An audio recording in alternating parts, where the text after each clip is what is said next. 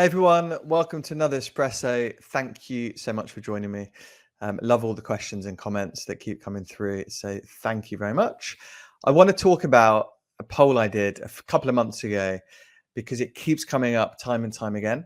And I think it's just a super interesting topic. So to give context, let me share my screen. And so this was the poll that I did a couple of months ago. And the question was simple, right? It's like you've interviewed a candidate who's had 4 to 5 jobs in the last 5 to 7 years because of bad bosses, toxic cultures, not the right fit, whatever the reason is, and you're interviewing this person, are you reluctant to hire them? And so you can see 58% of people here said, absolutely. Absolutely, you will hire them. 30% said no way. And then 12% other please comment.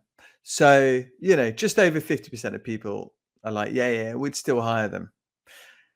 I'd love to know if that's really the case, because when it comes down to it, like a lot of recruiting subjective, right? It's like, what is a job offer? Is it like 1 year, 2 years, 3, 4, 5, 10? Then you get into the realm of, they've been in a job for way too long. Maybe they're not ambitious. There's just so much stuff in recruiting that's subjective. And this is one of those big things. We share resumes, CVs with clients. We're talking about these things all the time. And you often hear, kind of comments around job hoppers and stuff. And I think also with this as well, like this particular context is that this person has had a lot of jobs and moved, and like there's kind of two ways to look at it, I think. The first is like just genuine, bad bosses, toxic cultures. It's been a nightmare and life is way too short to work in a place that you don't like and that you're not happy and things like that, right? And I always advocate for that. Actually, it's, if you're really not happy somewhere, start looking. Life's too short, right? So it's important to do that, and it's good for your mental health and all of those things. And it reminds me of a really cool cartoon I saw with Snoopy and Charlie Brown. So for those of you that are as old as me, you remember Snoopy and Charlie Brown because they were great. And Charlie Brown was saying to Snoopy, "Hey Snoopy, you only live once." And Snoopy's like, "No, Charlie, you die once, you live every day." Wonderful cartoon. Point is, if you're in a bad spot, life's too short. So don't worry about all of this stuff, right? Like if you go and you interview with someone and they can't appreciate the fact that you've taken like the initiative and you're like, do you know what? Like for my sanity and my mental health, I just can't work here. So like I'm leaving. And then you go to the next spot and just bad luck would have it, there's someone there that's just making your life a misery. Just like leave, like there are things that happen, right? And so like it's important, and you have to live with yourself, and you look at yourself in the mirror, and you're in your own head and stuff like that. And so it's just really important. And it's hard to do your best work when you're not happy. So I mean, for me, if you're a candidate and you're worried about this stuff, and you're interviewing somewhere and they're asking you, why did you leave? And you give honest answers, straight to the point. If they can't appreciate it, cross them off your list of successful companies that you want to work for.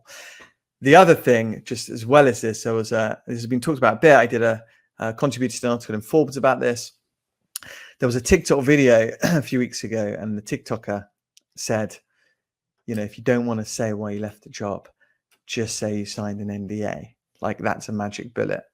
Bad advice. Don't do that. Be honest, be open. You never know who's joined that firm. Maybe they've been in a previous firm of yours and things like that. So just, just be straight, right? Play with a straight bat, be honest, be open. People appreciate that. Really do.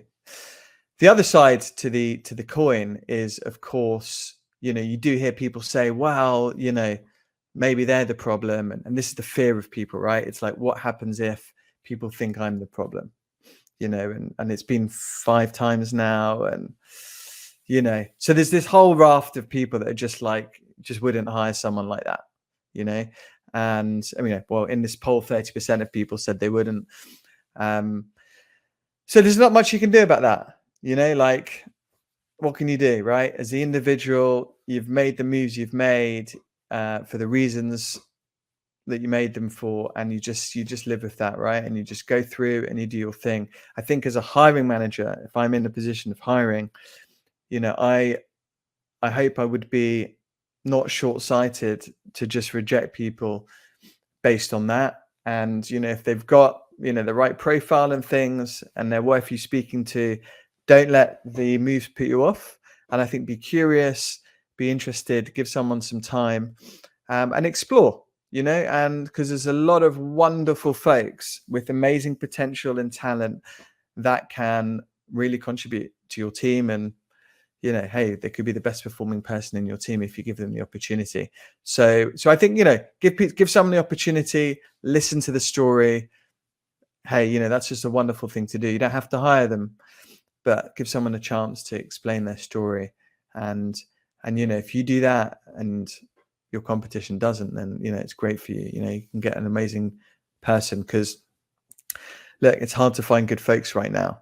So there's a lot of subjectivity to recruiting. This is one of them. And so I think just, to be open to that, because there's so many different things that come into your mind when you see that someone's moved regularly, right? Like, you just can't help it. It's like, why have they moved?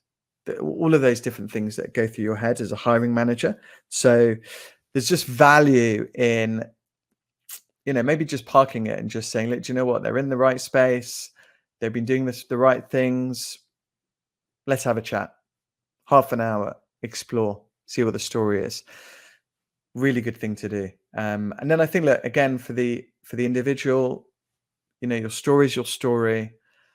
You've made the moves you've made. Practice the story. Be honest. Be open. People will really appreciate it.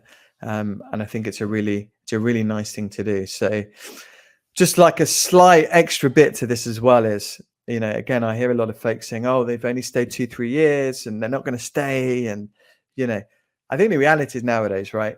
Some people might stay with you for their whole career.